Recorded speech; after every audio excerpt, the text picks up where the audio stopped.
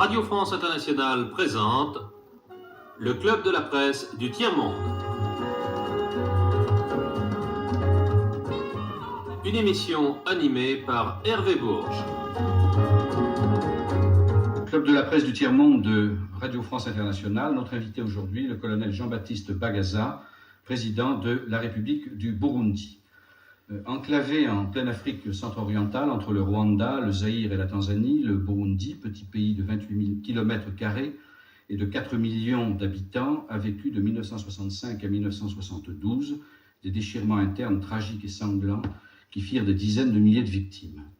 Indépendant depuis 21 ans, le Burundi n'a vraiment trouvé son équilibre qu'en 1976, avec l'accession au pouvoir du colonel Jean-Baptiste Bagaza et la proclamation de la Seconde République. Et en 7 ans, tout a changé.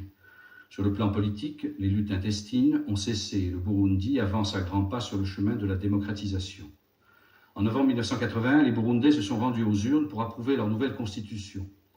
En 1982, ils ont élu leurs députés et l'année prochaine, c'est le président de la République qui devrait être élu au suffrage universel.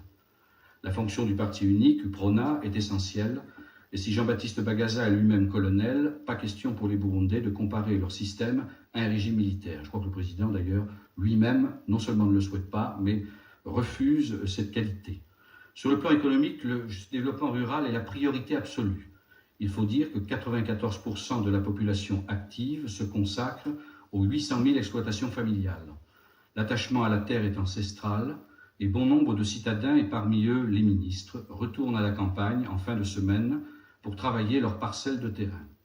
Grâce à une politique dynamique d'intensification de la production, grâce à une réforme agraire bien menée et au programme de villagisation, c'est-à-dire de création de villages équipés et de coopératives dans les villages et dans les campagnes, où l'habitat était dispersé à l'extrême, le Burundi a atteint un objectif majeur, l'autosuffisance alimentaire, et nous y reviendrons vraisemblablement tout à l'heure. Ce processus se déroule de façon exemplaire, dans une concertation permanente qui permet à 40 000 délégués paysans de se réunir tous les 2 ans en congrès dans ce que je crois être 151 communes du pays pour discuter et affiner les projets gouvernementaux. Parallèlement, les cultures industrielles de produits exportables, le coton, le thé et surtout le café qui a obtenu 3 années de suite le trophée mondial pour sa qualité, se sont développées et procurent au Burundi des recettes qui complètent utilement l'aide internationale. Dans son développement économique, le Burundi est handicapé par l'exiguïté de son territoire et son enclavement. La capitale, Bujumbura, est à 1600 km de l'océan Indien et à 2000 km de l'Atlantique.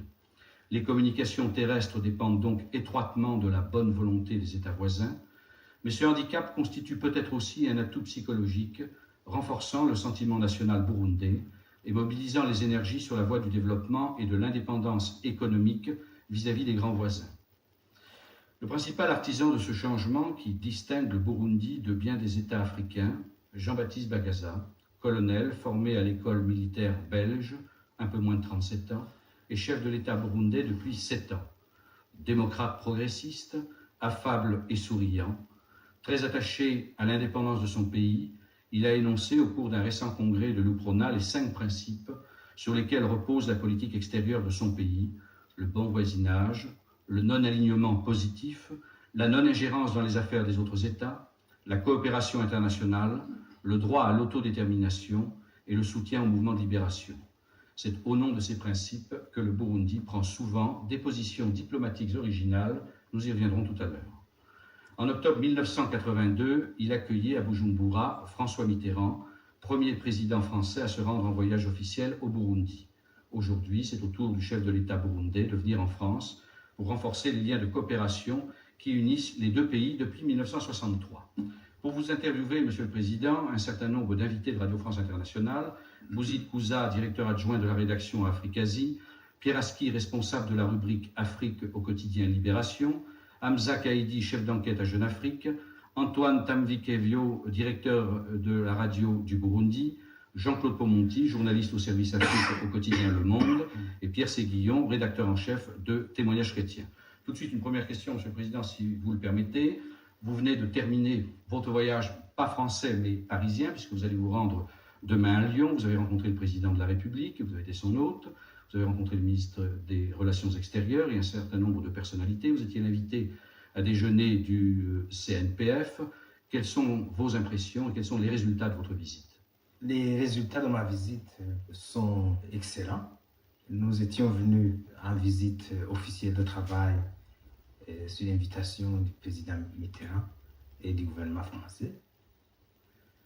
C'était une visite d'amitié, de coopération, dans la confiance.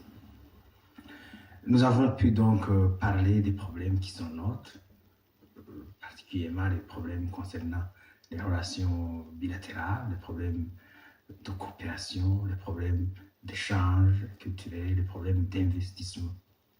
Et nous avons obtenu des résultats concrets dans tous ces domaines.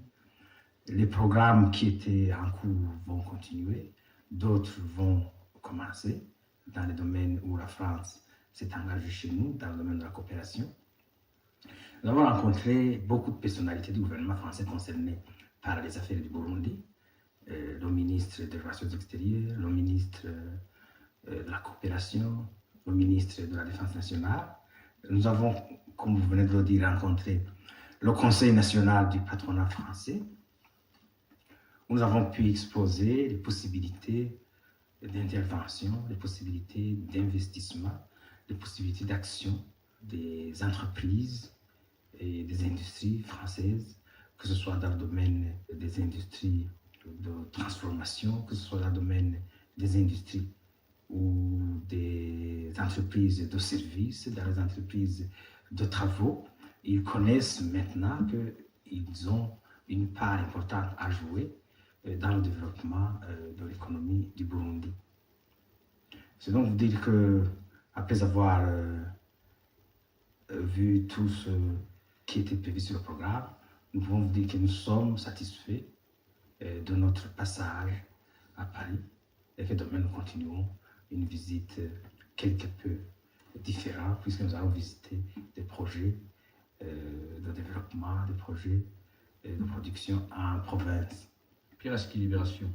Dans quel secteur en particulier est-ce que vous souhaitez une intervention accrue de la France? Et est-ce que, après votre visite au CNPF, il y a des investissements qui se présentent dans votre pays? Oui et non. Les membres du CNPF qui ont bien voulu me recevoir sont d'abord ceux qui connaissent déjà le pays.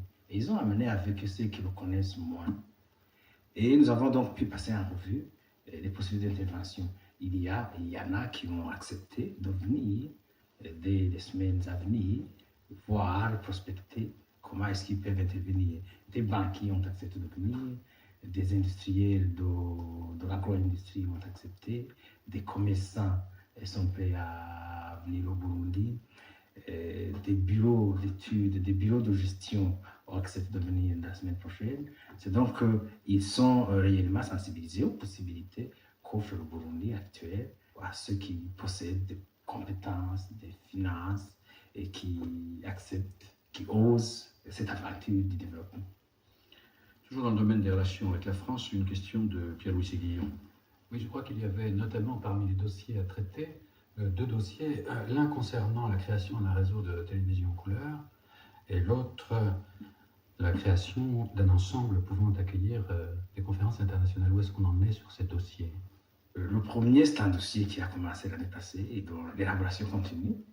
Nous nous sommes mis d'accord que ce dossier doit continuer et que les résultats, ça veut dire les premières émissions de télévision, devraient avoir lieu l'année prochaine. Le deuxième dossier nous est quelque peu inconnu. Nous n'avons jamais présenté ce dossier à la coopération française.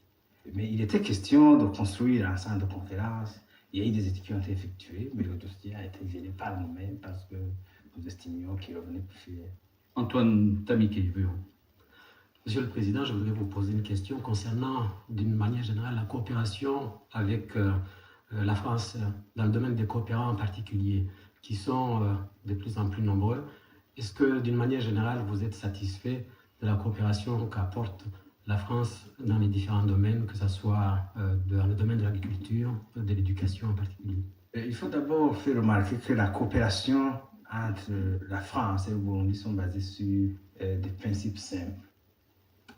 C'est d'abord que les coopérants viennent quand nous leur demandons de venir et qu'ensuite ils viennent dans des conditions que le gouvernement français autorise.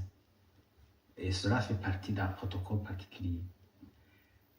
Si donc il y aurait un secteur où les coopérants ne seraient pas utiles, satisfaisants, cela n'est pas nécessairement de la faute des coopérants, mais plutôt ou peut-être de notre administration. Pour le moment, nous n'avons rien à relever de cette sorte. Partout où les coopérants français interviennent, ils sont satisfaisants. Ceux qui travaillent avec eux, ceux qui les font travailler, ils sont contents. Et nous n'avons aucune inquiétude à cet égard. J'ai une question peut-être d'ordre plus personnel. Votre pays n'a pas des liens aussi traditionnels avec la France que d'autres pays d'Afrique francophone, bien sûr, puisque son histoire est différente. Mais j'étais à Bujumbura lors de la visite du président de la République française, François Mitterrand, et manifestement, entre vous et lui, ça a accroché, ça marchait. C'était manifeste. Le président Mitterrand, d'ailleurs, ne se cachait pas de la satisfaction qu'il avait à se trouver dans votre pays et à connaître un homme tel que vous. Alors, à votre avis, à quoi tient ces relations, je dirais, privilégiées qui, d'emblée, se sont établies entre les deux chefs d'État? Votre question en comporte deux. D'abord, il y a réellement une tradition de coopération entre le Burundi et la France. Et cela est lié à une histoire toute récente qui tient du fait que dès l'indépendance, les gouvernements français qui sont succédés ont toujours voulu une présence active française dans les pays francophones, c'est évident. Et ensuite, le gouvernement du Burundi n'a pas refusé cette présence, il l'estimait rentable, il l'estimait efficace. Et le gouvernement du Burundi l'a encouragé. Et de fil en aiguille, nous sommes arrivés à un tissu de relations variés, multiformes et enrichissants, qui sont arrivés à un point tel qu'il s'est impensable de le mettre en cause. Ensuite, la deuxième question, c'est la visite que le président Mitterrand a effectuée chez nous. C'est une visite qui l'a beaucoup intéressé, qui nous a beaucoup intéressés. Et je pense que il y a eu un accord de sympathie entre le président Mitterrand et moi-même, et je pourrais expliquer du fait que d'abord le président Mitterrand c'est un homme d'expérience, qui connaît les problèmes africains et qui sait ce que nous attendons de lui, et que nous sommes des gens pratiques et qui acceptent de traiter sur des problèmes concrets. Et lorsqu'il est venu à Bujumbura, il a tout de suite été séduit par notre programme, par nos orientations, et nous l'avons accueilli en grand homme d'État. Pierre Aski? Est-il exact que le Burundi se soit porté candidat à l'organisation du sommet franco-africain de l'année prochaine? Et plus généralement, quel jugement portez-vous sur ce type de rencontre assez unique entre une bonne partie d'un continent et un seul pays développé qui est la France? Le Burundi ne s'est pas encore porté candidat parce que traditionnellement, on se porte candidat à abriter la conférence franco-africaine à la conférence précédente. Mais le Burundi a ses idées, fait des approches, informé les voies, les possibilités d'organiser cette conférence.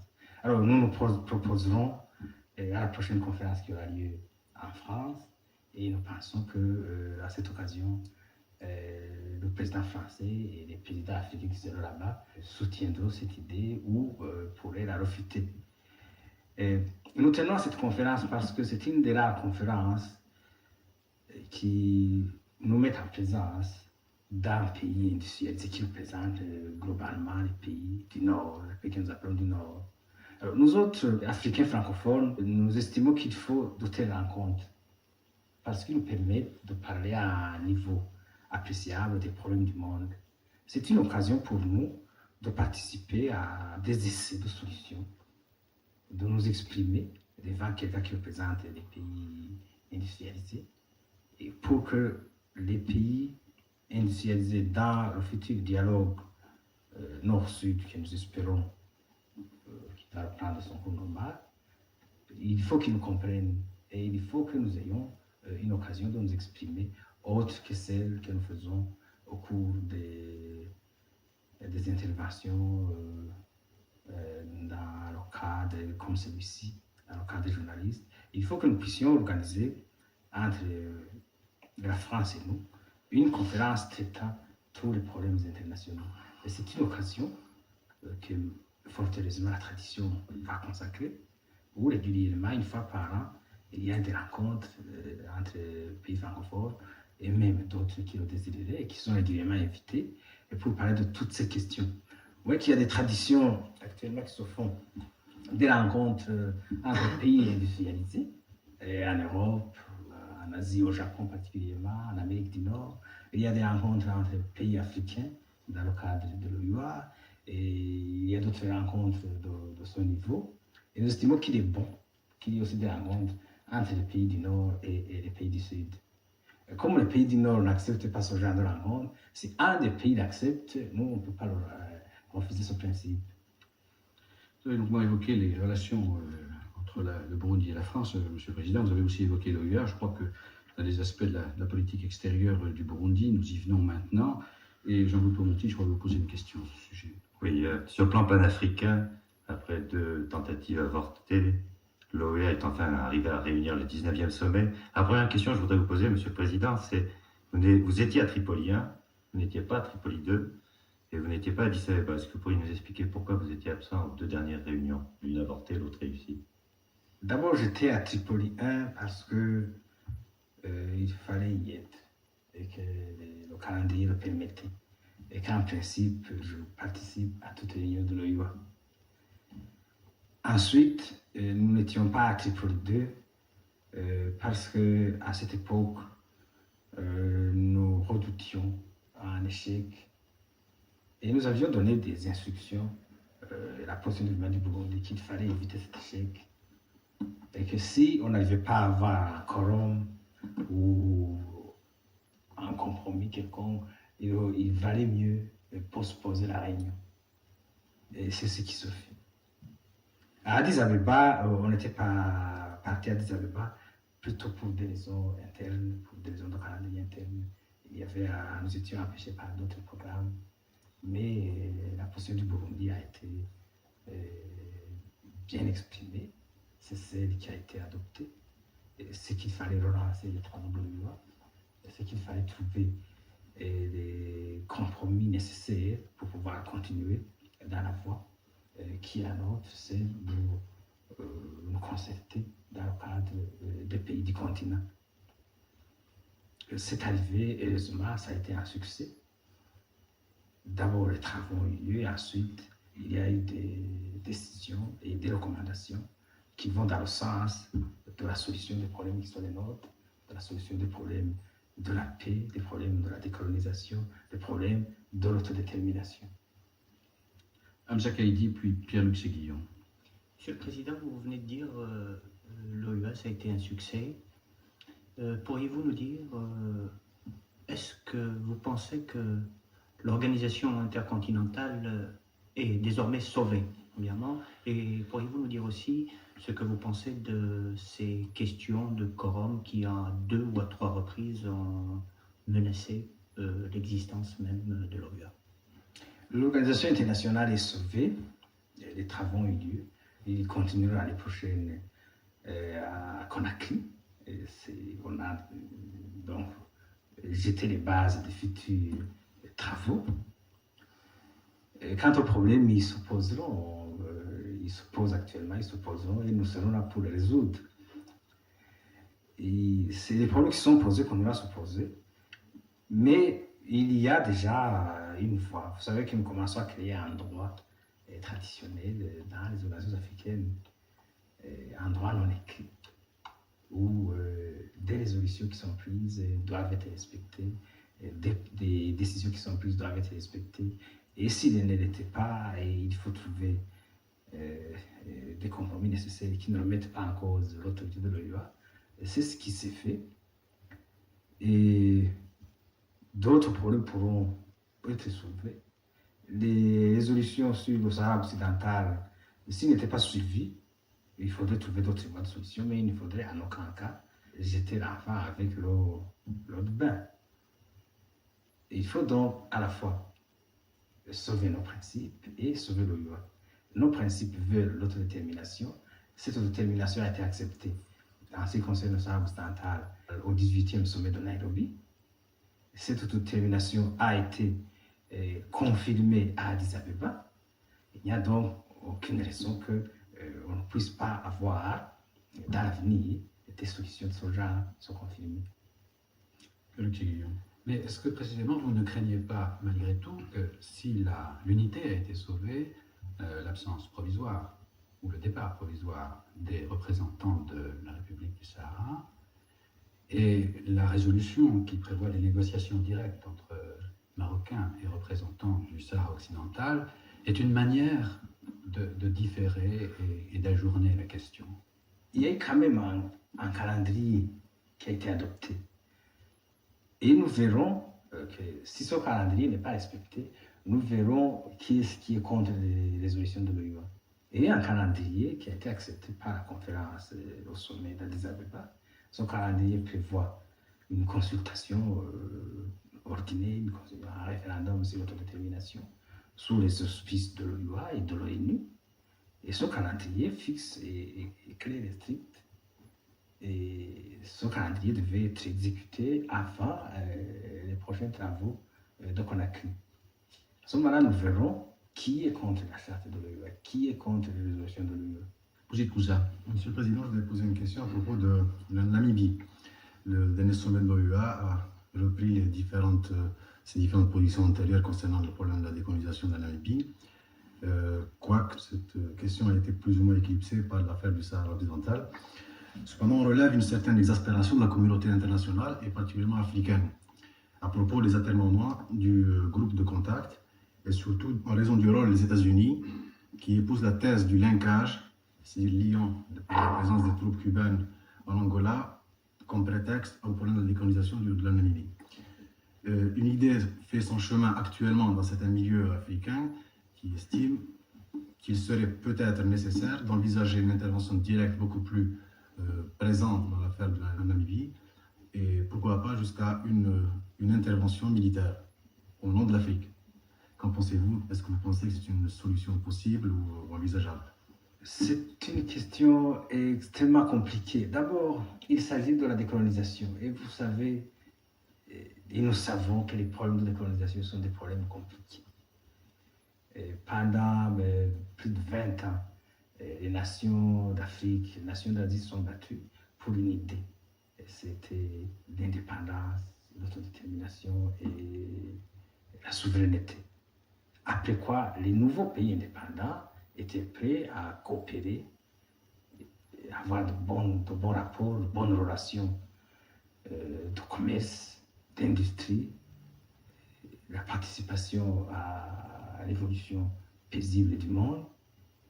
Mais il y a eu toujours des résistances. Et chaque fois qu'il y a eu des résistances, les pays colonisateurs étant plus puissants diplomatiquement, plus puissants économiquement, plus puissants militairement, ils n'acceptaient pas. Il fallait donc se battre. Il fallait se battre à deux niveaux. Au niveau d'abord de la conviction, il fallait convaincre le monde qu'on est dans son droit. Il fallait ensuite mener des actions de violence, malgré nous, des actions militaires. Et ceci s'est passé presque sur tout le continent africain du nord au sud. Ça a été un vent qui a balayé tout le continent du nord au sud. Et nous nous approchons vers le sud, le noyau dur. Et ce noyau dur, c'est le plus compliqué. Alors, chaque État africain a une position. La nôtre, que nous essayons de confronter avec les autres pays africains, c'est qu'il faut négocier. Parce que la négociation évite beaucoup de violence, beaucoup de pertes en vies humaines, beaucoup de pertes en matériel, beaucoup de destruction. Mais il faut négocier d'une façon crédible. Il faut négocier tout en combattant. Il faut avoir à la fois la lance et le rameau d'olivier, comme dirait le président de l'AFP. Nous devons continuer à négocier avec tous ceux qui sont intéressés par le problème namibien, mais nous ne devons pas abandonner de soutenir des mouvements de libération qui se battent sur le terrain. Alors, plus tôt la négociation réussira, mieux sera pour nous. Parce que nous aurons préservé beaucoup de pertes, parce que nous aurons préservé beaucoup de destruction. Même pour l'Afrique du Sud, il faudra continuer à négocier, à sensibiliser tous les États, tous les peuples, toutes les organisations, de partis, de syndicats, de leur région, sur la situation inhumaine qui prévaut en Afrique du Sud. Et en même temps, mener mener une action militaire à l'intérieur du système pour qu'avec le temps, nous puissions le changer. C'est donc une lutte, une action historique. C'est une action qui ne se décrète pas. Un jour, à l'OIA, on ne décrétera pas que la Namibie est indépendante ou qu'elle doit l'être et qu'elle le sera. Mais nous allons décider, et nous ne connaissons pas quand, mais nous allons décider de continuer la lutte jusqu'à ce que la Namibie soit indépendante. C'est peut-être dans un an, c'est peut-être dans 5 ans, c'est peut-être dans 20 ans. Mais ça doit continuer parce que c'est un principe que si on le reniait, la victoire que les peuples du monde ont acquis sur l'esclavage, sur le racisme, sur le fascisme, c'est remise en cause. Donc une question de principe que fort heureusement, la plupart des peuples de la Terre acceptent. Pierre-Luc Séguillon. Oui, de ce point de vue, Monsieur le Président, est-ce que vous êtes tout à fait satisfait du rôle que peut jouer la France dans son rôle international sur la recherche d'une solution en Namibie? Et deuxièmement, à propos de l'Afrique du Sud, de votre point de vue, dans cette recherche de négociation, est-ce que vous croyez que des pays comme la France doivent boycotter partiellement, comme ils l'ont fait, ou boycotter plus généralement, notamment au plan économique? Qu'est-ce qui va le plus dans le sens d'une solution? La France a déjà fait beaucoup. Vous savez, dans ce qu'on appelle le groupe de contact, la France a fait beaucoup par la déclaration de son gouvernement sur la nécessité de l'indépendance de la Namibie.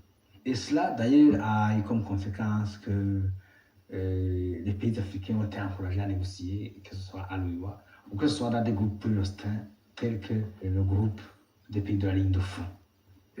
La France a donné beaucoup d'espoir à ces deux organisations, comme quoi on peut continuer à négocier, comme quoi il y a quelqu'un des pays industrialisés qui comprennent ces problèmes.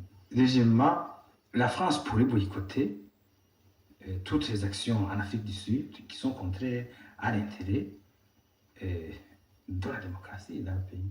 Toutes ces actions économiques, militaires, commerciales qui pourraient renforcer le système d'apartheid. C'est un souhait que vous formulez. C'est un souhait et c'est une demande. Et le gouvernement français, les ministres français que j'ai rencontrés ont exprimé cette possibilité. Jean-Claude Ponty. Moi, je voudrais vous poser deux questions qui sont liées à celle-là. La première, c'est, vous avez dit, on a sauvé l'OUA, et il s'agit d'en sauver les principes également. Alors, ce que je voudrais vous demander, puisqu'on est juste après le 20e anniversaire de l'OUA, qu'est-ce que ça veut dire sauver de l'OUA? Ça veut dire sauver un forum, sauver une tribune, ça veut dire sauver un organisme éventuellement d'intervention. Est-ce que ça veut dire aussi sauver quelque chose qui plus tard pourra devenir une espèce de, je dirais pas de confédération panafricaine, mais quelque chose de plus constitué, de plus solide?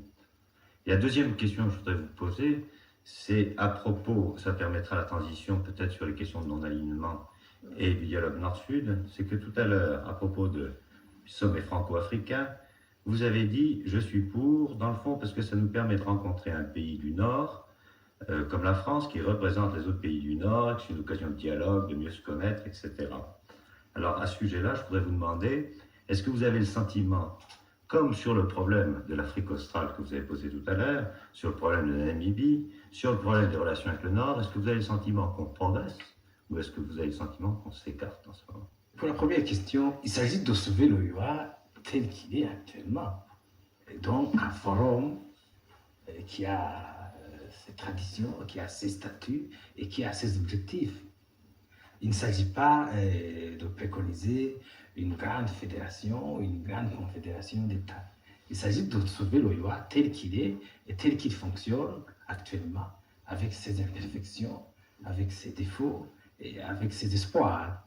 Et c'est à cela que nous sommes arrivés. La deuxième question concernant la conférence franco-africaine, en ce qui concerne le dialogue entre pays industrialisés et pays du tiers-monde, d'abord, les problèmes du tiers-monde se discutent, se traitent à plusieurs niveaux. Et un niveau de plus est considéré par nous comme un progrès. On traite des problèmes du tiers-monde au sein de l'Organisation des Nations Unies, à la conférence des Nations Unies sur le commerce et le développement. et on les traite dans d'autres organisations sectorielles. Alors, traiter les problèmes du tiers-monde à l'occasion de la conférence devenue traditionnelle de France et des pays d'Afrique est un progrès. Est un progrès parce que ce que nous n'avons pas pu exprimer dans les forums constitués pourrait être exprimé et affiné dans des forums restreints comme celui de la franco-africaine. C'est donc pour moi un progrès. Je pense que nous progressons dès lors que nous sommes à même de nous exprimer à haut niveau, librement, et nous sommes sûrs d'être écoutés. Parce qu'il ne faut pas oublier que les pays, les nations et les gouvernements ont deux préoccupations plutôt d'ordre local et interne. Que le gouvernement français, le gouvernement britannique, le gouvernement des Pays-Bas se préoccupent des problèmes internes, des élections, des problèmes de chômage, des problèmes économiques, des problèmes de salaire. Et ils se préoccupent très peu des problèmes qui se passent de l'autre côté des océans, mais qui ne sont pas moins importants. Comme nous sommes dans une situation de faiblesse, nous demandons que nos partenaires acceptent de discuter avec nous des problèmes qui sont nôtres, qui sont des problèmes des pays en voie de développement, mais qui sont aussi des problèmes des pays développés. Et s'ils acceptent et qu'ils viennent à la table de discussion aux Nations Unies, à la CNUSED, à la franco-africaine et dans d'autres conférences reconnues, c'est un progrès. On ne pourrait pas s'imaginer que des chefs d'État qui ont des problèmes internes, des chefs de gouvernement qui ont des problèmes internes, que ce soit au nord ou au sud, puissent régulièrement se retrouver pour perdre du temps. Dès lors qu'on vient, c'est qu'on estime que c'est important de venir. Je dis donc que pour nous, c'est un progrès. La conférence franco-africaine va faire progresser les problèmes de l'humanité, va aider, contribuer à trouver des solutions aux problèmes qui se posent, aux problèmes de déséquilibre actuel dans l'économie, dans le commerce, dans les finances, dans l'information. En fait, la conférence franco-africaine va contribuer à aider l'avènement d'un nouvel ordre économique mondial. Je crois qu'en politique extérieure, il y a un problème qui a été évoqué, mais sur lequel il faut que nous revenions nécessairement, le problème de coopération régionale.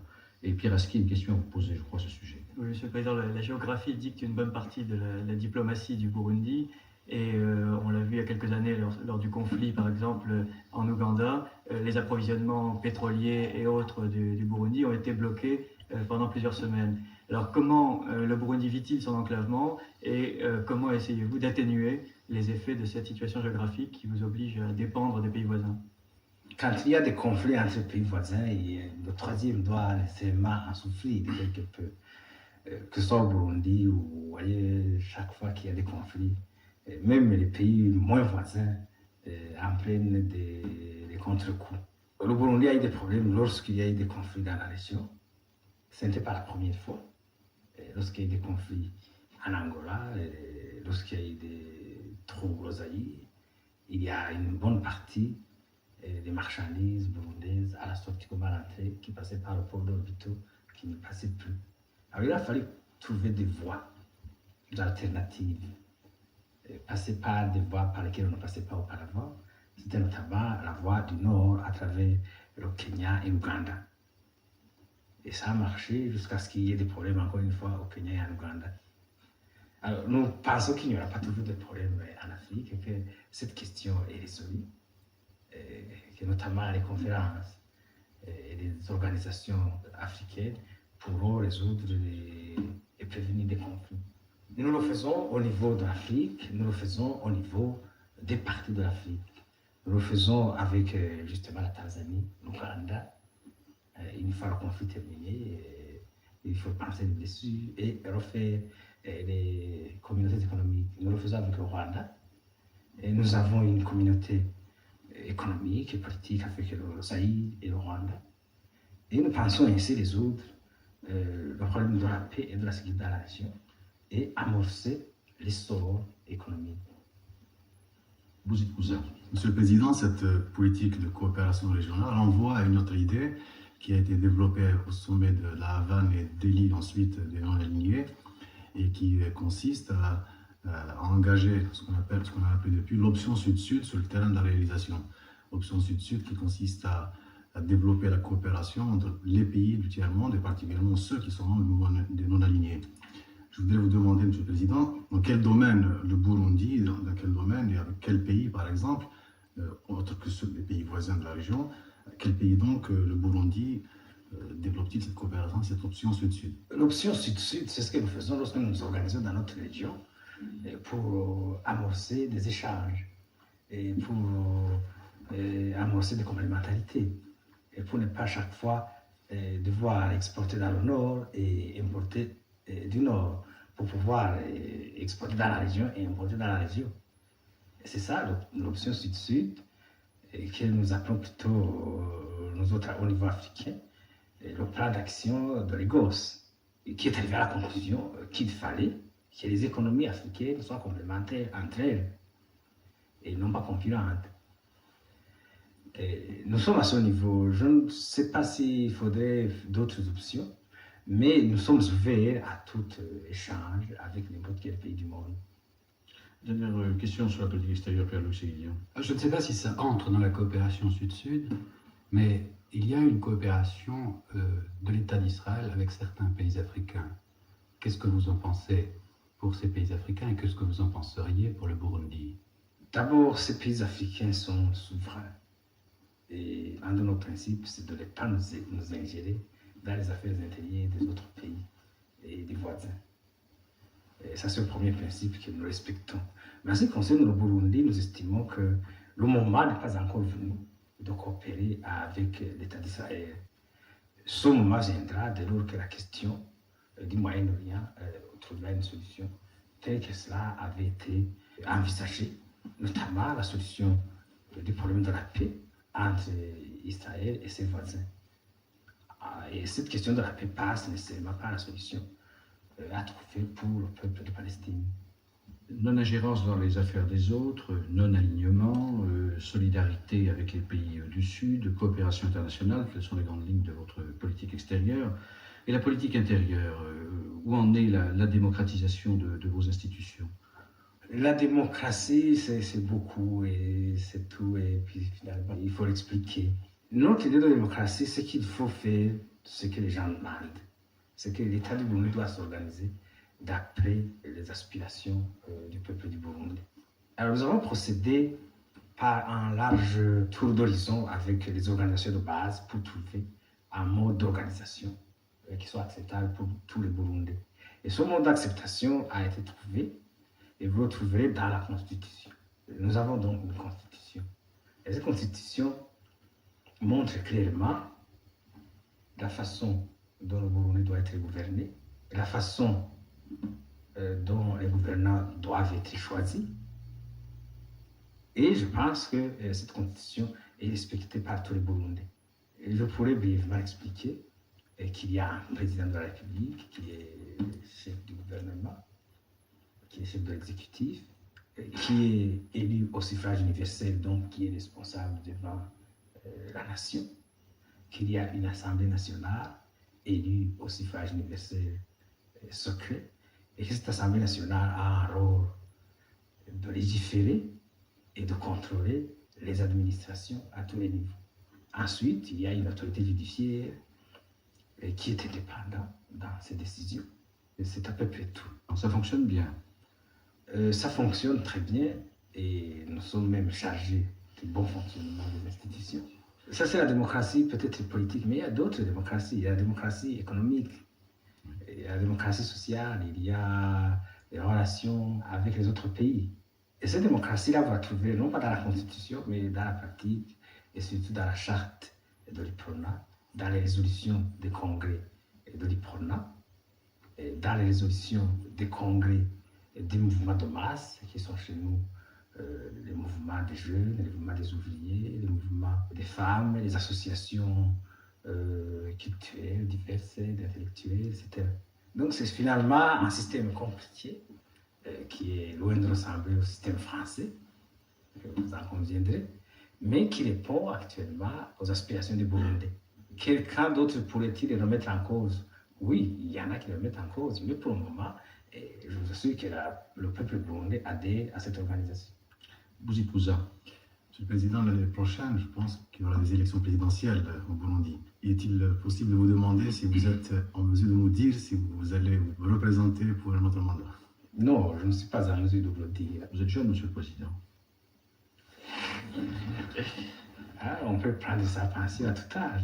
Pour terminer encore sur la politique intérieure, Monsieur le Président, est-ce que vous pensez qu'après 8 ans de pouvoir, vous pouvez constater aujourd'hui que les cicatrices sont bien fermées, que les mauvais souvenirs du passé n'existaient plus et que le Burundi aujourd'hui est un État uni, ce qu'on a vu à l'extérieur et qu'on a traduit en termes de conflits ethniques, est-ce que pour vous tout cela est passé et définitivement? C'est difficile aussi à répondre à cette question, mais ce que je peux vous dire, c'est que d'abord, on a beaucoup exagéré et je ne peux pas défendre le passé puisque j'ai participé activement à le renverser. Et les gouvernements qui étaient responsables de cette époque n'ont pas fait ce qu'il fallait et ils méritent ce qu'ils ont eu. Mais à l'extérieur, on a beaucoup exagéré. Et les luttes internes qu'il y a eu au Burundi sont passées. Il y en aura d'autres, je suis sûr, mais ils seront peut-être d'une autre nature, seront des luttes politiques, des mésententes de niveau politique. Et je ne crois pas qu'il y ait plus, que nous puissions plus craindre des événements tels que nous avons connus. Passons aux questions économiques avec une question de Pierre-Luc Séguillon. Oui, pendant ces 8 ans, il y a eu la mise en œuvre de la démocratie, mais il y a eu aussi un formidable effort de développement économique. Et de manière originale. Si j'ai bien compris, le plan qui vient de s'écouler, le plan économique, était fondé notamment au départ sur une large part consacrée à l'autofinancement fondée sur l'épargne populaire. Alors vous n'avez pas pu tout à fait, dans le cours du développement de ce plan, respecter les équilibres que vous aviez souhaités au départ, puisque l'on est passé, je crois, de 40% d'apport extérieur à 60 à 70%. Mais vous allez lancer un nouveau plan à partir de cette année qui s'étendra jusqu'en 87. Comment vont se situer les parts respectives de l'apport intérieur, fondé sur l'épargne, et de l'apport extérieur? L'apport extérieur restera prépondérant puisque les moyens, il faut bien les chercher là où il y en a. Et il y en a beaucoup plus à l'extérieur qu'à l'intérieur. L'épargne intérieure est faible, nous l'estimons à 5% du produit national. Tandis que les possibilités extérieures sont là. Il y a des fonds dans les banques de tout ordre. Et nous essayons de les mobiliser également. Mais nous ne faisons pas beaucoup d'éditions. Ce qui est important, c'est l'épargne intérieure. Et si les possibilités extérieures viennent, nous ne pouvons que les accueillir à bras ouverts. Alors, nous estimons pour le prochain plan à des proportions, je pense, de 45 à 65%. Donc, l'épargne intérieure pour 45% et les possibilités extérieures pour 55%. Mais cela, c'est surtout pour les investissements publics et les investissements des grandes entreprises, des sociétés connues et structurées. Parce qu'il y a un secteur non structuré, non inventorié, non mis sur les statistiques, qui est l'épargne et les investissements des ménages. Ceux-ci ne sont pas naturellement concernés par l'épargne intérieure. Ils ont été laissés délibérément de côté parce qu'ils ne sont pas quantifiés. Piaski. Oui, votre pays participait voilà, bientôt 2 ans à la conférence des pays les moins avancés à Paris. Est-ce que concrètement, quelque chose a changé pour vous depuis cette conférence? Est-ce que les engagements qui ont été pris à ce moment-là ont été tenus ou est-ce qu'il s'est encore agi d'une conférence qui n'a débouché sur rien? Ces engagements, pour les uns, c'était des engagements formels et pour d'autres, ils ne sont pas engagés. Ils ont dit c'est bien, nous avons compris, mais on va demander l'avis de nos gouvernements. Et jusqu'à présent, ceux qui sont engagés à faire un peu plus d'efforts pour les pays les moins avancés n'ont pas encore répondu, sauf le gouvernement français qui a déjà augmenté depuis l'année dernière sa contribution de plus de 25% par rapport à ce qu'il faisait avant. Alors nous continuons à négocier avec les autres gouvernements, mais les choses en restent là. Hamza Kaidi. Monsieur le Président, 2 questions si vous permettez, assez rapidement. La première, votre pays organise, je crois, une table ronde des aides extérieures assez prochainement. Pourriez-vous nous dire quel est le but d'une telle rencontre et ce que vous attendez d'elle? Et secondo, votre pays dépend beaucoup pour son commerce extérieur d'un seul produit, à savoir le café, près de 90% des recettes en devises, je crois. Pourriez-vous nous dire aussi quels sont les aléas de la baisse des cours du café. Nous organisons tous les 5 ans une grande conférence où nous associons tous nos partenaires pour leur présenter les possibilités d'intervention, les possibilités d'investissement et les possibilités de coopération. Et nous nous basons sur le plan de développement qui est quinquennal. Donc la conférence s'est finalement présentée le plan, a dit voilà, nous avons une étude cohérente des problèmes économiques et sociaux des 5 ans à venir. Et nous vous demandons d'intervenir dans tel domaine. Alors nos partenaires acceptent ou n'acceptent pas.